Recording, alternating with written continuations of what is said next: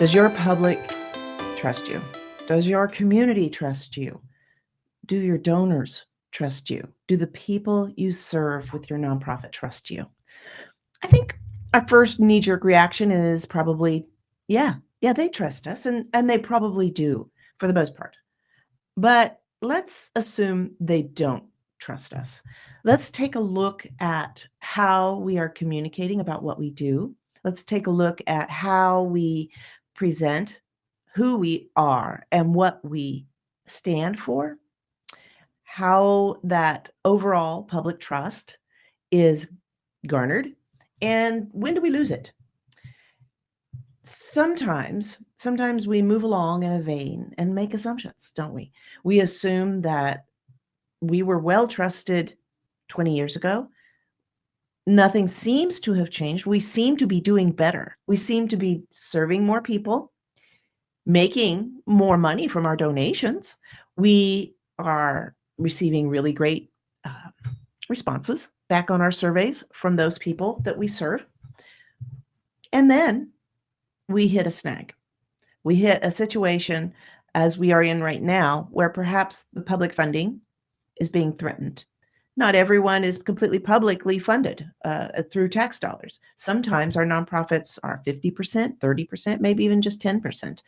But that 10% is like losing an arm or a leg, right?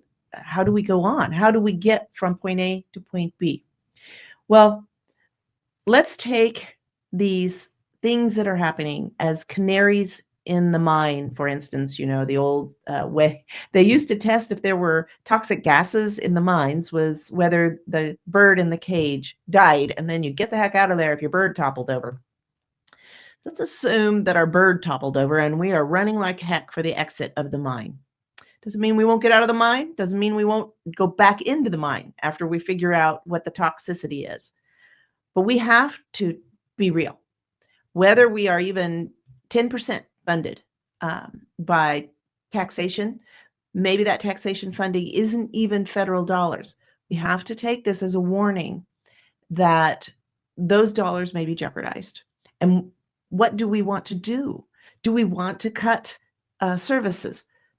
So I'm going to back all of that up. These are decisions you and your board and your staff and the people you serve should be included in those decisions. So back this up.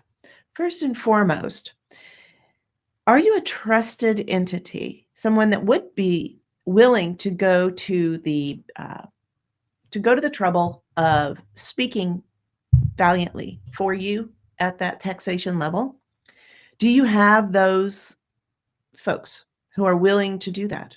Have you primed that pump? Do you have that trust level? So let's just talk about those that are willing to go to bat for you at the federal, state, or city or county levels for taxation that might be threatened and may not be threatened, but we want to keep that relationship extraordinarily strong. So do you have that trust level?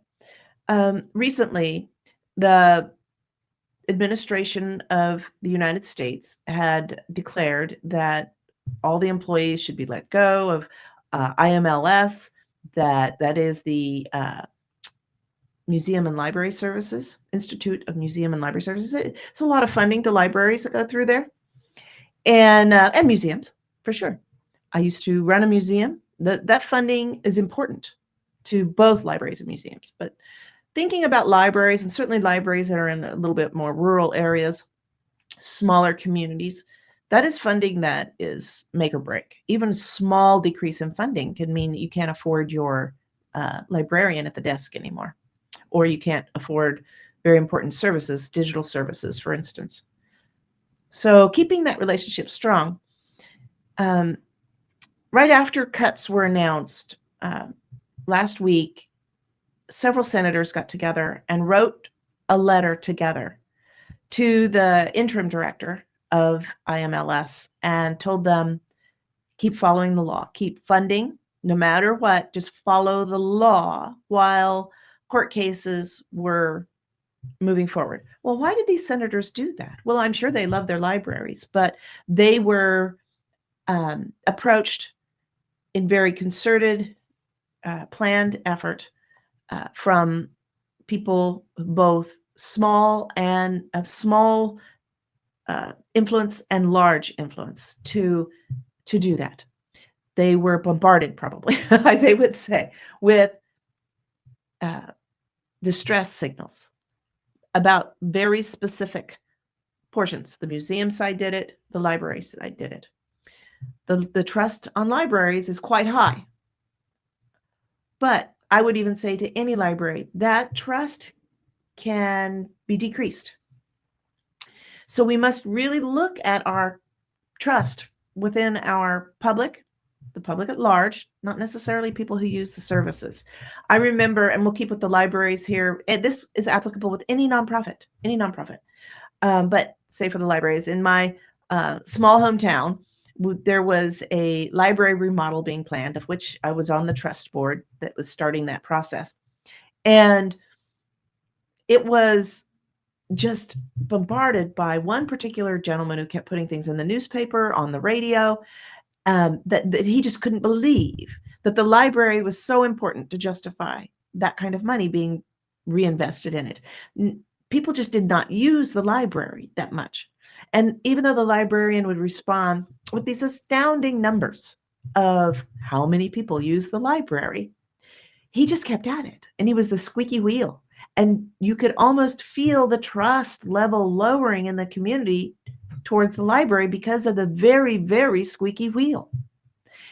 And finally, he was invited to the library to be there after school.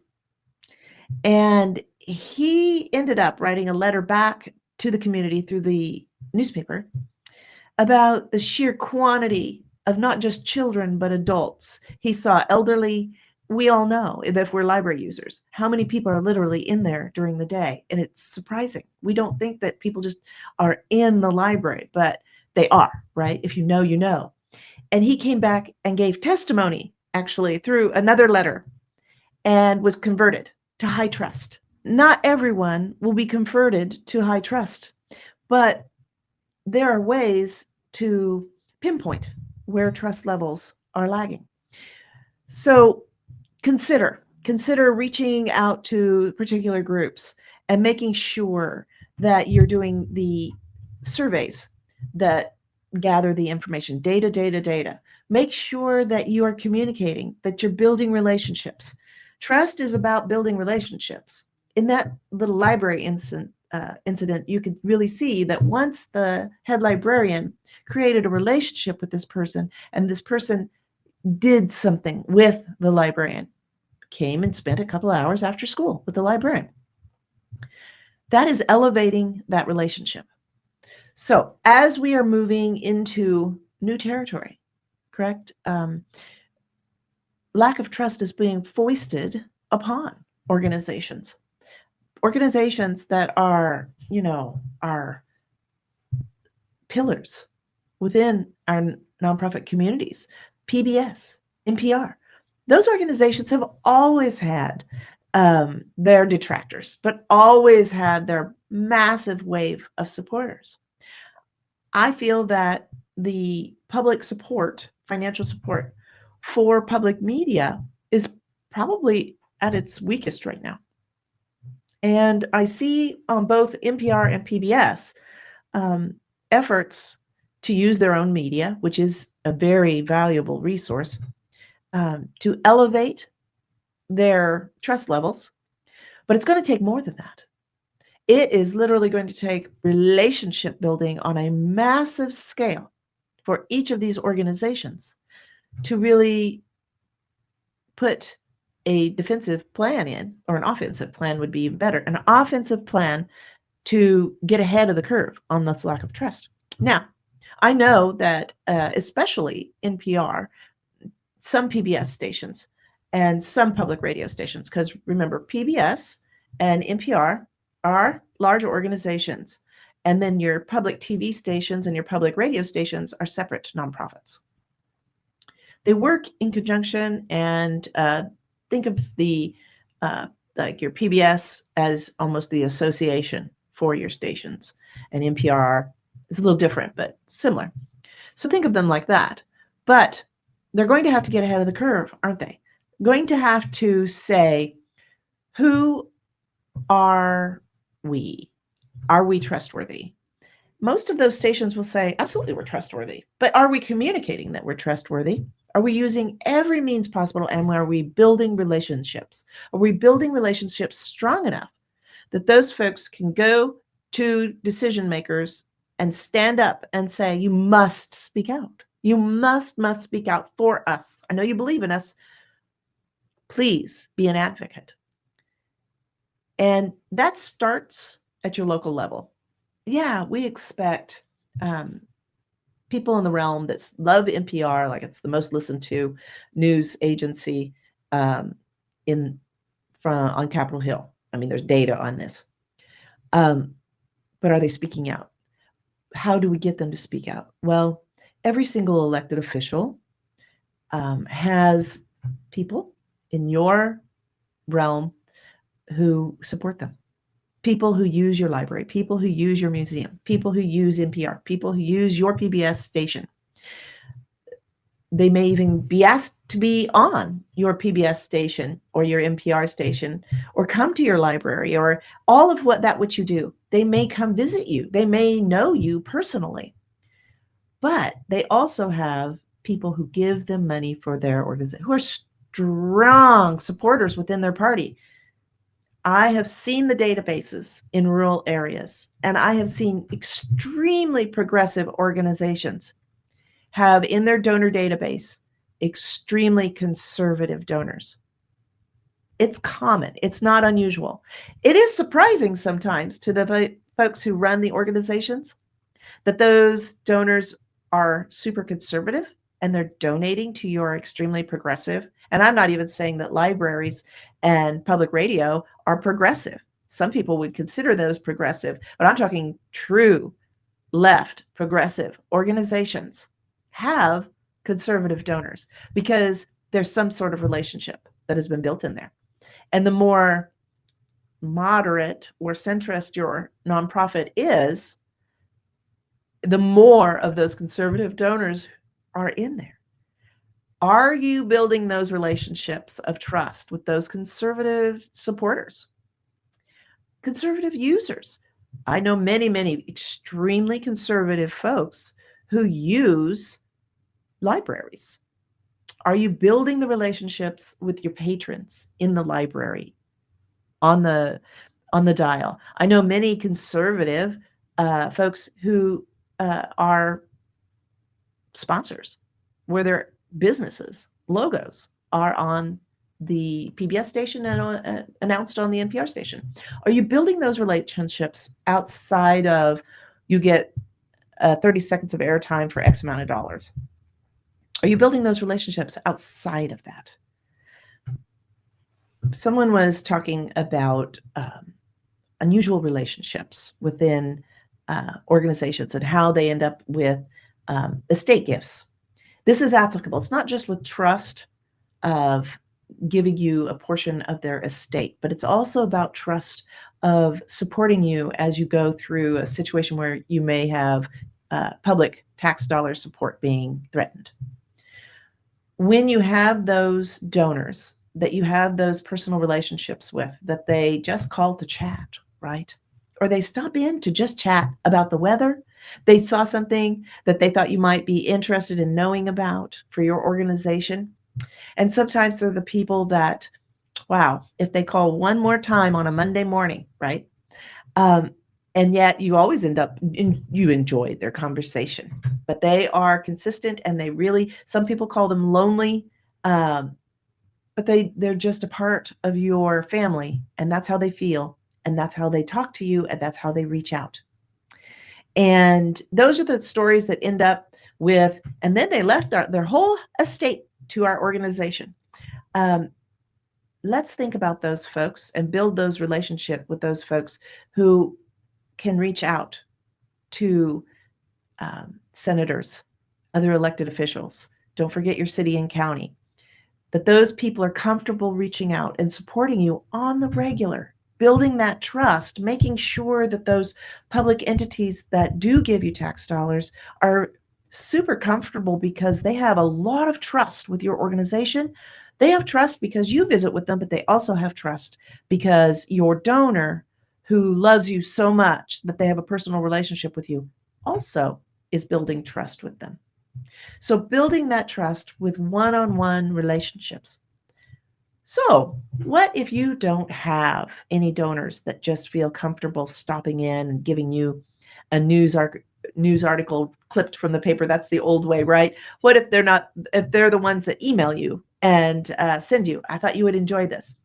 I have a past donor of one of my organizations who just called me a few minutes ago before I started recording this. He wanted to tell me what was new in his life and a new organization that he is supporting. The purpose to that visit was communal, was friend based. How did I meet this friend? He was a donor for a nonprofit that I worked with. He's still a donor for that nonprofit.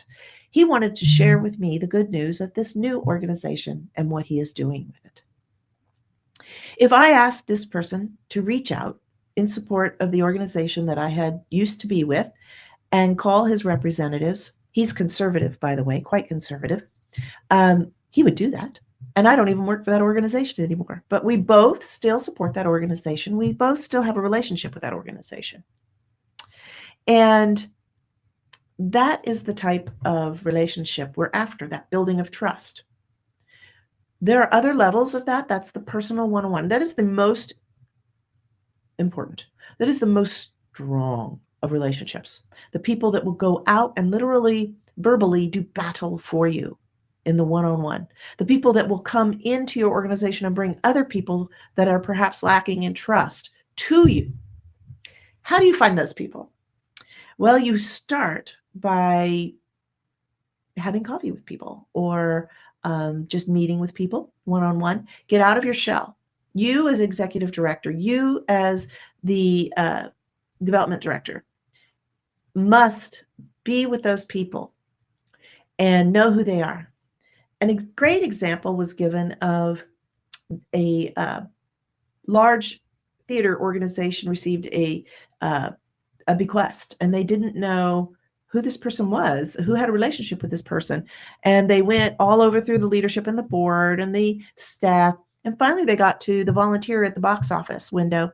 And that person at the box office window knew who they were, knew what their cat's name was, knew when they lost their husband, knew all about their life because they frequently chatted at the box office when tickets were purchased. So talk with your staff about the people in their neighborhood that are your super fans. Who are the super fans of your nonprofit organization?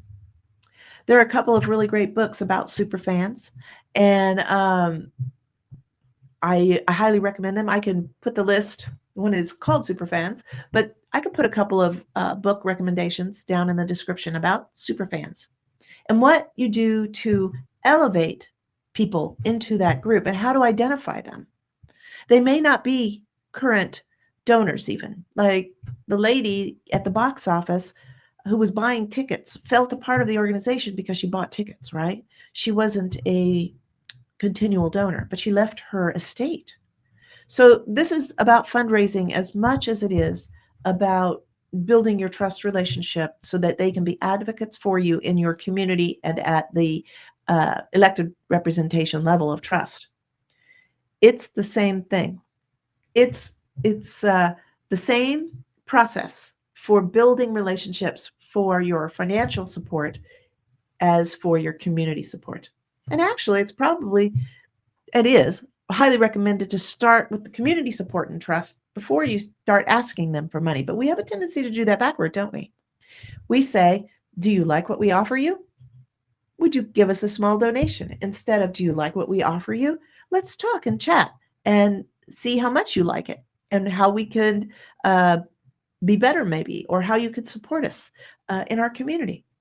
Instead of starting there, we start right over here with the money, and the money is important. But let's go over there and start with that relationship and build their attention around advocacy for your organization. I bet the lady that would come to the box office to buy her tickets and chat and chat and chat with the box office volunteer would have been happy to give her elected officials a call and tell them how much the theater means to her. So, starting that finding out phase, who are your superfans? Gather them and their data, just like you do when you're doing the fundraising. But we're doing this for superfans. We just want to identify who your superfans are. Who are the people that write a note on their donation slip all the time? Who are the people that show up whenever you say there's a chamber coffee in our honor that we're chatting at? Who are the people that show up every single time? Not the chamber director. I mean, she may be a super fan, but who are the people that show up? Who are the people that respond when you put a question out on Facebook? Who are the ones that always hit heart or like on your Facebook page? Start gathering these names. Suppose you end up with 5 names. That's all. 5. That is a pretty good base to start with.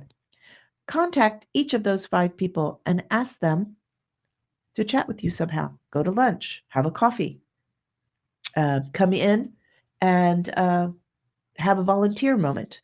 Suppose you need to put stamps on letters. Would they like to come in and do that with you? And I'm meaning one-on-one, not with a group of 10 people. You may have a group, some letters going out. Maybe you have 100 letters to donors, and you were just going to take those home with you and put those stamps on them and send them out. They were specifically written over a specific, maybe it's about this taxation issue. Ask that person, would you like to come in and help me do these letters? And the point isn't the letters. The point is to get to know this person because they have the availability to give you their time. So it's not always coffee. It's not always lunch or a donut in the morning, but it might be. Get to know each of those people. Know who they are. Know their pets' names. Make sure they are feeling that trust level and that you are cultivating them to be the super fans that they are telling you that they are. And then having them help you build that trust in the community. Moment by moment, you're going to build trust and then elevate trust past the individual to the greater populace. You could do the same thing as you build your superfan group to people who are in your neighborhood that have been superfans but not hitting the Facebook like, not chatting with your box office person, not calling in every single time you have a pledge drive and chatting and chatting and chatting with the volunteers. Because that's your core group that you're starting with. And then you're going to build out from there. You're going to get to the people like myself who give to my local public radio station and consider myself a part of that family. I would go advocate in a heartbeat for them. But I'm not writing at the bottom of my donation form. I'm not hitting like on every single thing they post. I'm not showing up and calling on every pledge drive and chatting and chatting and chatting. I'm busy. That's not how I show that I'm a super fan.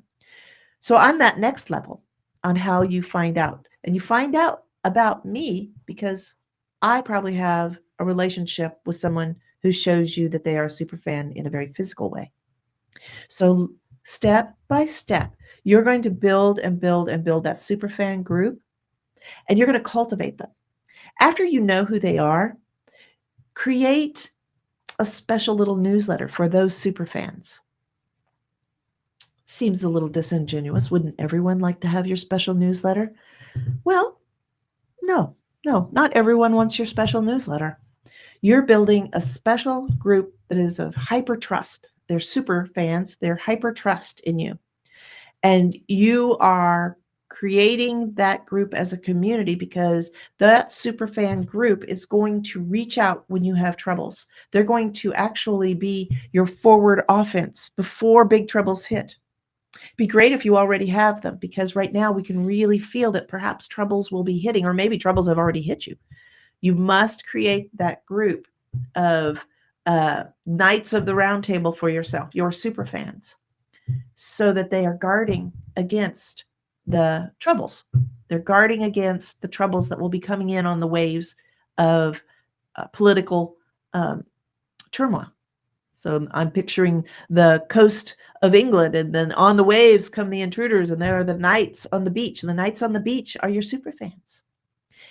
But you must cultivate that relationship. Some of them are already there.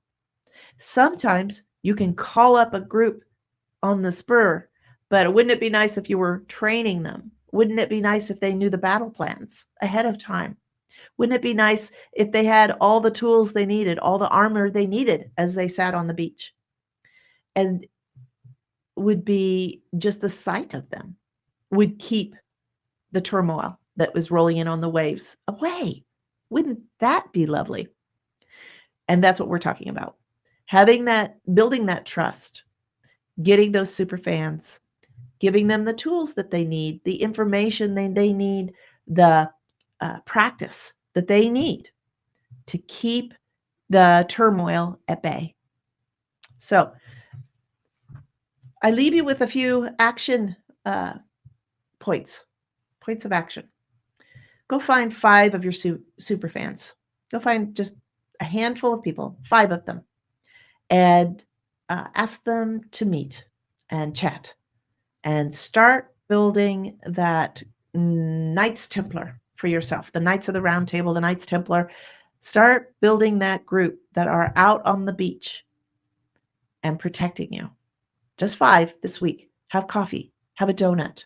Ask them to come in and put a few stamps on envelopes with you. Whatever. If you're a food bank, ask them to come in and help organize a canned goods shelf when it's just mano a mano. I'm not talking with the big group. I'm talking about building a one-on-one with your superfans. Second action item, I want you to start thinking about a communication device. And I have a template that you can download for a communication device of a newsletter. And I'll have that linked below.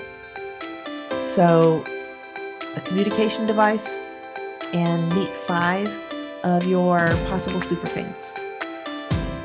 Be well.